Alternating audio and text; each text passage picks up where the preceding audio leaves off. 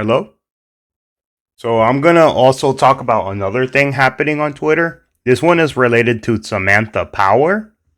And we're just gonna watch a video real quick Well, before this. Actually, no, on second thought, I'll just give you my explanation. There was this thing called Gamergate that happened a while ago where this girl was suspected of sleeping with five different recorders, gaming game reporters to like get more attention put on her, to have a more positive, to like get more views and stuff related to her. So basically the gaming community, long story short, there was this event called Gamergate where one table talking about a certain issue, which was a girl slept with five guys who were all gaming website reporters, and because of that, a table real close to them were talking negatively about her. But from the way that she heard it, it sounded like everyone in the entire place was talking negatively about her instead of just one table. So then she got mad and she talked to one of the reporter guys. They went up on stage and basically said that all gamers are evil, sexist, whatever, and they have hate towards women and minorities. So then it became a big smothering campaign where a bunch of news sites coerced an attack to basically call gamers evil, racist, blah, blah, blah. It's basically one of the first cases of the social justice movement when it was first becoming more prevalent. And they kept smearing gamers left and right. Everyone, Fox News, CNN, everyone you thought of was talking about how gamers are evil. And one of the people related to this incident was Samantha Power. But anyways, outside of Gamergate, which is like a very confusing thing because there's so many, because of how oddly reported it was, there's not a lot of clear evidence on everything. Besides the fact that gamers were smothered for that, and then they wanted to bring more like justice issues into games and all that. So eventually it became this big deal. But this is one of the ladies related to Gamergate. And yeah, UN ambassador, she made unmasking requests at USAid. She ran a global multi-billion-dollar training, recruitment, and operations empire with triple the budget of the CIA. Like, that shit is fucking crazy. The CIA. Now let's get into it. when you suddenly in your inbox, Let me go. well, you can imagine when you suddenly in your inbox find a termination notice or a leave of absence notice that you didn't expect to get on a flawed predicate that you're doing radical leftist insubordination. And I'm just gonna say this. She is a radical person. They were basically using government funding in order to bring their beliefs and change the world. She was basically using our tax money in order to do that when we didn't fund that, but she used it and abused it. And Donald Trump found out about USAid and he cut a bunch of it.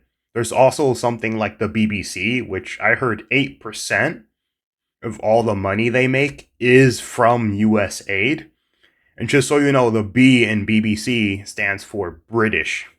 Not big, it stands for British. But anyways, so because of that, we were also funding some random country's news site that had no reason to be funded by us.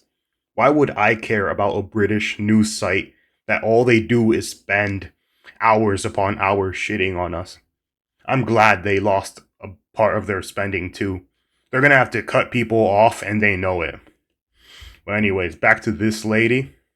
It's pretty jarring. And because there's so many lies and falsehoods circulating, and so many claims that people are sort of not with the program, I think people are just completely dislocated. There's no stable ground on which to walk. And then, of course, most of them have been laid off, so they're worried about how they're going to pay the bills and how they're going to make rent. Yeah, that's exactly what happens when you get fired. I don't feel bad for any of them because these people happily villainized gamers for years and years on end. And I'm gonna say this, I was a little kid. I never heard of Gamergate. I heard of it far later in my life, and when I did, I was angry.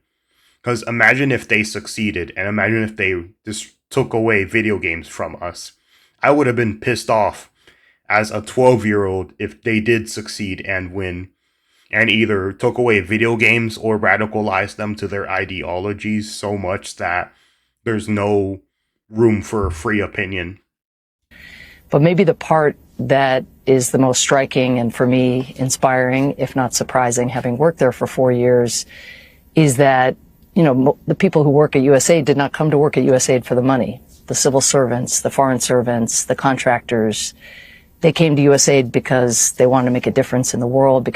And that's exactly why they got rid of them. Exactly what I was talking about. They didn't come there for the money. They came there to basically put their opinions on the world. So basically, they were trying to radicalize people, and she's trying to say that they weren't trying to do that, which is bullshit. Because they saw America's interests as tied up with the interests of people, vulnerable people around the world. And so even as they're struggling to figure out how to make rent, all of a sudden, they're most struggling with the fear that so many millions of people who relied on us as a country, on USAID as an agency, but on them as individuals, that those individuals out in the world have no place to turn. And indeed, they're showing up and finding health clinics shuttered and soup kitchens closed and advisors who were helping governments renegotiate debt with China, those advisors, now taken off the books. So just the wreckage in the world is... I'm going to say this, that we as Americans really should only look for our interest. There are also some things that didn't make sense, like transgender policies for $2 million in Guatemala. Why would I care about that? I did not want my taxpayer money to be used for that, but yet it was used and misused by people like her. They take advantage of something, and because no one ever decided to look into it, it was all fine and dandy. And she could do whatever she wanted. And they had that kind of power. The power that they could waste your money on useless causes that have no benefit to us and get away with it because the government never looked into it. What the USAID staff that I'm in touch with are carrying with them, that's what's keeping them up at night, as much as the question of what am I going to do tomorrow and, how do I take care of my family? And that is a problem for them to decide. I don't care about them crying or anything. They tried to destroy something that I loved for years and years, and I'm glad that they're finally destroyed for it. They deserve to lose their positions. No amount of crying and feeling bad for these people. This is why I hate when people use emotions and crying to justify bad behavior or justify them not getting repercussions for actions that they did. This is repercussions for your actions. You deserve to be fired. You deserve to be gotten rid of. You are the reason why we're spending so much money on wasted ideas and why the majority of the stuff we're doing is not actually going to American causes that help us, but instead helping whatever political ideas you have, as well as going to other countries and all that stuff.